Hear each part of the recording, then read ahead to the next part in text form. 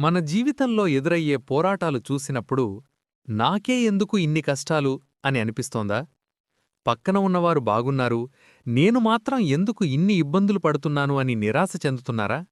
అయితే గుర్తుంచుకోండి, దేవుడు మిమ్మల్ని ఒక గొప్ప సాక్షిగా, ఒక అద్భుత విజయానికి చిరునామాగా మార్చడానికి మిమ్మల్ని సిద్ధం చేస్తున్నాడు.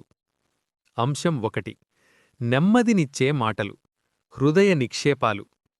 మిత్రులారా, మన కన్ను, చెవి, నాలుక ఈ మూడూ మన హృదయానికి ద్వారాలు.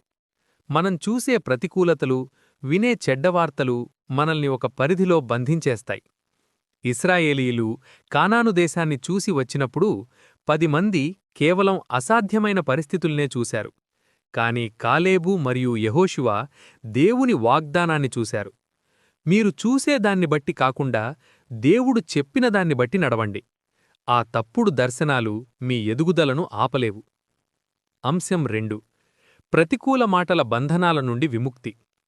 అలవాటులో మనం అనే నెమ్మదిలేని మాటలు, నా వల్ల కాదు, ఇది జరగదు అనే ఆలోచనలు మనల్ని ఒకేచోట ఆగిపోయేలా చేస్తాయి.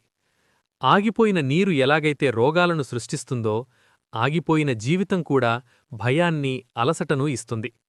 కాని దేవుని వాక్యము మీ హృదయంలోకి వెళ్ళినప్పుడు ఆ స్తబ్దత తొలగిపోతుంది. అసాధ్యమైన పరిస్థితులు కూడా సుసాధ్యంగా మారతాయి. మీ భయం పోయి దైవిక ధైర్యం కలుగుతుంది. అంశం 3. మీ నాలుక మీ జీవితానికి నౌక వంటిది. ఒక పెద్ద ఓడను చిన్న చుక్కాని ఎలా తిప్పుతుందో మీ జీవితాన్ని మీ నాలుక అలాగే తిప్పుతుంది. మీరు పలికే మాటలు మీ భవిష్యత్తును నిర్ణయిస్తాయి. మీరు పరిస్థితులను చూసి మాట్లాడకండి, దేవుని వాగ్దానాలను చూసి మాట్లాడండి.